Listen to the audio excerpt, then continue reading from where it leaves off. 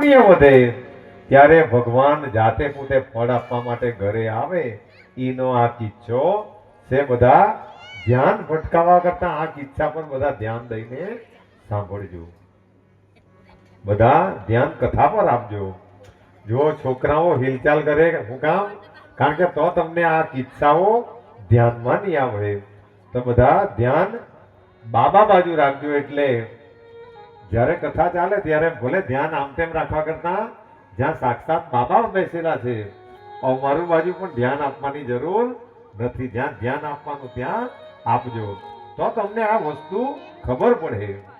તો સદગુરુની ભક્તિ કરવાથી કે ભગવાનની ભક્તિ કરવાથી એના પુણ્યો વધે. અને પુણ્યો જ્યારે વધે ત્યારે ભગવાન સામેથી કૃપા કરીને ફળ આપવા માટે આવતા હોય. તેનો આ કિસ્સો છે. તો દત્ત ભગવાનને તો તમે ને આપણે બધા જ ઓળખીએ. દત્ત ભગવાનને એમનો બીજો અવતાર શ્રીપાદ વલ્લભ અને ત્રીજો અવતાર એ કર્ણાટકની અંદર એ ગાણગાપુરની અંદર નૃસિંહ સરસ્વતી. જેમ શિરડીની અંદર સાંઈ બાબા જે તે સમયે એ પણ સાંઈ બાબા પણ દત્ત ભગવાનના જ અવતાર છે.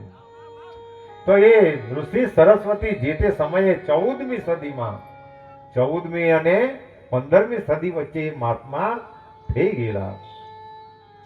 એ એટલા બધા પ્રબળ હતા કે ગાણગાપુર ગામની અંદર જ્યારે શિરડીની જેમ એમનો વાસ હતો તો ત્યાં ત્રિવેણી સંગમ છે. 3 નદીઓ ભેગી થાય. એમનો મઠ નદીની તે બાજુ અને ભક્તો આ બાજુ આવે. એટલે નદીના એ પાણી પરથી એ ચાલતો ચાલતો આવે અને ગમે એટલી નદીમાં પૂર આવે, નદી ભરેલી જાય, પણ એ મહાત્મા એ પાણી પર ચાલતો ચાલતો આવે અને આ બાજુ દર્શન આપીને સત્સંગ કરીને પાછો ચાલતો ચાલતો પાણી પર. એ જોવા માટે લોકો બહુ આવતા. અને એક સમયે એક દંપતીએ ખૂબ ભગવાનની ભક્તિ કરી. ભગવાનની એટલી બધી ભક્તિ કરી તો એ મહાત્માએ એમ જાણ્યું કે હવે આ દંપતીને મારે ફળ આપવાનો સમય આવી ગયો. અને એક દિવસ એ મહાત્મા એ દંપતીના ઘરે, એ પતિ પત્ની જ્યાં રહેતા હતા એ ઘરે આવીને એમ કહ્યું કે એ માય મને કંઈક ખાવાનું આપ. બધા ધ્યાન દઈને સાંભળજો. એમણે જમવાનું માંગ્યું. પણ મોટા ભાગે કથાઓની અંદર એ જ આવે કે જ્યાં બહુ દરિદ્રતા હોય તો ત્યાં દાણો પણ રહેતો નથી. એટલે એ બાઈની ઘેરે અન્ન તો નહીં હતું, પણ બાયણામાં એક વેલો રોપેલો હતો. અને એ પણ વાલોર પાપડીનો. વાલોર પાપડી એટલે આપણે બાજુ જે આપણે રોપીએ એ બાયણામાં રોપેલી અને વેલો ઝાડ પર ચડાવેલો. અને ખૂબ પાપડી આવે એટલે એ વેચીને એનું ગુજરાન ચલાવે એ દંપતી. એટલે એ બાઈએ એમ કહ્યું કે મહાત્માજી અન્ન તો નહીં મળે, પણ વાલોરની પાપડી છે એનું શાક બનાવીને તમને ખવડાવું. એટલે બંને દંપતીઓએ પાપડી પાડી અને પાપડીનું એ વાલોર પાપડીનું શાક બનાવીને એ મહાત્માને ખવડાવ્યું. જો જ્યારે જ્યારે આપણે બાયણે કોઈ આવે તો ભગવાન એના મૂળ સ્વરૂપમાં નથી આવતા. તો બાયણે જે પણ આવે એ અતિથિ એ ભગવાનનું સ્વરૂપ છે. અરે એક રોટલો એ જેટલું ખાય એટલું ખવડાવે કે આપણી ઘરે હું ઘટી જવાનું. તો અતિથિઓને ખવડાવવું જ જોઈએ. તો એ બાએ એમને વાલોર પાપડીનું શાક બનાવીને ખવડાવ્યું. એ મહાત્મા તૃપ્ત થયા. એ નૃસિંહ સરસ્વતી અને આશીર્વાદ આપી દીધા કે બાઈ આજથી તારું દુઃખ અને તારી ગરીબી, તારું દરિદ્ર આજથી પૂરું. એટલે એ તો ખાલી મોઢેથી બોલ્યા, આશીર્વાદ આપ્યા કે આજથી તારું દુઃખ દારિદ્ર દૂર થઈ જાય. એ મહાત્માએ આરામ કર્યો અને આરામ કરીને પછી જ્યારે જવા નીકળ્યા તો બંને પતિ પત્ની એમને વળાવવા માટે આવ્યા. અને એ જ્યારે જવા નીકળ્યા તો જ્યાં વેલો રોપેલો ત્યાં આવ્યા. એ વેલો રોપેલો ત્યાં એ મહાત્મા આવ્યા અને જતા જતા એ વેલાને ઉખેડી નાખી દીધા. વેલાને કે જેમનું ખાલી આવકનું એક જ સાધન હતું કે પાપડી એ લાગતી અને એ પાપડીને ઝાલર, તાની ભાષામાં આપણે વાલોર પાપડી કહીએ, ત્યારે કર્ણાટકની ભાષામાં એને ઝાલર પાપડી, ઝાલર નામ ઝાલર. એટલે એ વેલો ઉખેડીને એ ચાલ્યા કર્યા. એટલે આ વસ્તુને ભાઈ તો સહન કરી ગયો, એ પતિ પત્નીમાંથી પતિ તો સહન કરી ગયો, પણ બાઈને સહન નહીં થયો. કામ? કારણ કે બાઈઓની અંદર થોડીક સહનશીલતા ઓછી આવે. એટલે એ બાઈ અકડી ગઈ એ ભાઈ પર અને એમ કહ્યું કે આપણે એની ભગવાન જાણીને કેટલી આગતા સ્વાગતા કરી. ની મળે તો લાવીને એમનું પેટ ભર્યું, ખવડાવ્યું અને દારિદ્ર્યતા આપણું ગરીબી દૂર કરવાને બદલે આ તો આપણને ગરીબ બનાવતો ગયો. એટલે આને ભગવાન કહેવાય. તો ત્યારે એ ભાઈ બહુ શાંત હતો. એમણે એમ કહ્યું એ ભાઈને કે થોડીક શાંતિ રાખ, આપણે એને ભગવાન માનતા છે ને તો એટલો ભરોસો પણ રાખવાનો. એટલે એને આપણા માટે જે કંઈ કર્યું હોય એ બરોબર જ કરજો. જ્યારે એક સદગુરુ ખરાબ પણ કરી જાય એમાં પણ સારું જોઈએ. સદગુરુ ભક્તોની ડગલે ને પગલે પરીક્ષા લેતા હોય.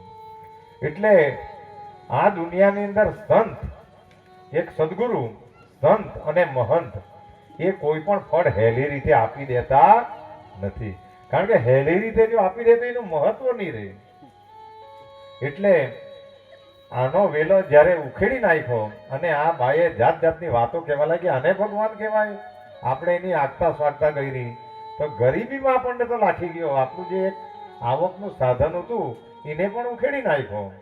એટલે આ ભાઈએ સાંત્વના આપી. એટલે આ ભાઈએ બાઈને એમ કહ્યું કે ચાલ ભલે ઉખેડી નાખ્યો પણ આપણે એ વેલાને પાછો હરખો કરી રાખીએ. એટલે એમ તો આપણે પણ કોઈ છોડને, આ શાકના છોડને ઉકેડી લાવીએ અને રોપીએ તો ત્યાં જીવી જાય. એમ એ ભાઈએ એમ કહ્યું કે આ વેલાને પાછો આપણે દાટી દે. એટલે એ લોકો માટી જ્યાં હરખા કરવા ગયા, માટીને સરખી કરતા હતા. તો સરખી કરતા કરતા હાથમાં કઈ લાગ્યું. એ હાથમાં કઈ લાગ્યું એટલે ઉત્કંઠા થઈ. શું હોય? એટલે માટી જેમ જેમ ખહેડતા ગયા તો અંદરથી બે ચરુ નીકળ્યા. એ ચરુ નીકળ્યા અને અંદર ખોલીને જોયું તો આખા સોનાથી ભરેલા હતા. આખા એ ચરુ સોનાથી ભરેલા હતા. એટલે એમની હવે આપણે ખાલી એક તોલો લેવા જાય તો આપણે આખા વરોનું બોનસ તેમાં પતી જાય તો નહીં આવે. તો બે ઘડા ભરીને મળ્યા તો એ કિંમતો કેટલા રૂપિયાની હશે. એટલે ત્યારે બાઈ રાજી થઈ કે આને દરિદ્રતા તો આવી રીતે દૂર કરી છે. એટલે દત્ત બામણીની જ્યારે રચના થઈ તેમાં આ ઘટના લખાઈ ગઈ. એ કડી લખાઈ ગઈ દત્ત બામણીમાં કે ઝાલર ખાઈને રીઝજો. એમ ઝાલર એટલે વાલોર પાપડીનો હાથ ખાઈને રીઝજો એટલે કે પ્રસન્ન થયો. ઝાલર ખાઈને રીઝજો એમ દીધો સુવર્ણ ઘટ એટલે હોનાના ગળા ભરીને એ આપતો ગયો. એટલે આપણે હમણાં બધા કર્મ કરજો. તમે અહીંયા બેઠા પાઠ થયા એટલે એક સારું કર્મ થઈ ગયું, એનું પુણ્ય વધે. એટલે બીજા તમે હમણાં લોકોની કદાચ સેવા કરવા જાય, કોઈ સગાવાલાની સેવા કરવા જાય, એકને એક દિવસે તમારી સાથે દુશ્મની ઊભી કરે. કારણ કે એ જસ જાણી શકતા નથી કે ગામમાંનો કોઈ સરપંચ એને આખી જિંદગી હોનાના બંગલા પણ બનાવી આપે પણ તો પણ આ પ્રજાતિના જસ નહીં જાણી શકે. કારણ કે તે નાશ થનારી વસ્તુ છે. ત્યારે તમે આપણે બધાએ જે અહીંયા કર્યું છે એ અનંત છે. એનો નાશ એનો અંત આવી શકતો. કારણ કે એ તો હમણાં જે હરિના પાઠ કર્યા એ આપણે હાથે લઈને જાઉં અને હરિ પાસે જવું તો એ કહે કે હા તું ત્યાં જઈને કંઈક સારું કામ કરેલું, મારું નામ લીધેલું. અને એ તો ત્યાં મળતું હશે નહીં મળતું હશે તે તો આપણે કે કથામાં કર્ણ વિશે પણ સાંભળેલું કે કર્ણએ ખાલી હોનાનું દાન આપેલું તો એને ભગવાન અને ત્યાં હોનું જ મળેલું. એટલે જે આપણે અહીંયા વાવવું તે જ આપણને ત્યાં મળે. એટલે કર્ણએ અન્નનું દાન નહીં કરેલું એટલે એમને ત્યાં નહીં મળ્યું. પણ એને પાછું મળ્યું તો કેમ કે એને ખાલી એક ભિખારીને એક ભિક્ષુકને આંગળી ચીંધેલી એ માંગવા તો કૌરવો પાસે આવેલો અને કર્ણ ત્યાં જ હતો અને માંગ્યું પણ કર્ણ પામી ગયો કે આ દુર્યોધન વણ આપે એવા નથી. આપે તો નહીં પણ એની ઠેકડી ઉડાડે. એટલે એ કર્ણએ ભિક્ષુકને એમ કહ્યું કે અહીંયા તો તને નહીં મળે પણ ત્યાં ધજા લહેરાતી છે, ત્યાં પાંડવો છે, બહુ સારા માણસ. કર્ણને ખબર હતી એ પેલા જ હારાતો છે પણ ને છૂટકે પણ કોઈ વાર ખોટાનો પક્ષ માણસે લેવા પડતો. તો જીવનમાં જે માણસો ખોટાનો પક્ષ લે તો તેની સ્થિતિ પણ કર્ણ જેવી ખોટી રીતે મરવું પડે. એટલે જીવનમાં બને ત્યાં સુધી હંમેશા સરળ સત્યની રાહ પર જ બધાએ ચાલવું જોઈએ. તો એ કર્ણએ એમ કહ્યું કે ત્યાં ધજા લહેરાતી છે, ત્યાં પાંડવો છે, એ નિય હે તો તમને બનાવીને પણ ખવડાવી મૂકે. તો એટલું ખાલી આંગળી ચીંધેલી કર્ણને એના લીધે પણ એમને ભગવાનના ધામમાં ઉપર એ અન્ન મળેલું. તો ખાલી વિચાર કરો કે અન્નનું કેટલું મહત્વ હશે. કોઈને ખવડાવેલું કેટલું તે પછી તમે કીડીથી લઈને કુંજર એવી તો કથા તો એક એક વસ્તુમાંથી પ્રકૃતિઓ ગાંઠશે પણ હવે સમય આપણા પર બહુ ઓછો છે કે અન્નદાનનું વિશેષ મહત્વ છે.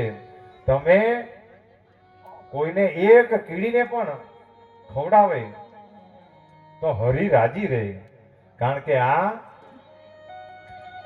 એક પણ જીવ બાકી રહે ત્યાં સુધી ભગવાન જમતા નથી. એટલે આપણે એક કીડીને બી ખવડાવી દઈએ તો ભગવાન આપણા પર રાજી રહે કે મારા પોયરાએ મારું એક કામ ઓછું કરી નાખ્યું. અને આનો તો કિસ્સો છે ને કે હરી કેમ નહીં ખાય, પણ હવે અહીંથી એક કિસ્સો બીજો તો કહે જ, કારણ કે તો જ બધાને ખ્યાલ આવે. અને પાછો જો બીજા પરથી ત્રીજો ચાલુ થયો તો આપણી અહીંયા હાન પડી જાય. એટલે વધારે પણ નહીં કહેવાય પણ ટાઈમ તો હારો એમ જ પૂરો થઈ ગયો. ખાલી એક કિસ્સામાં ટાઈમ પૂરો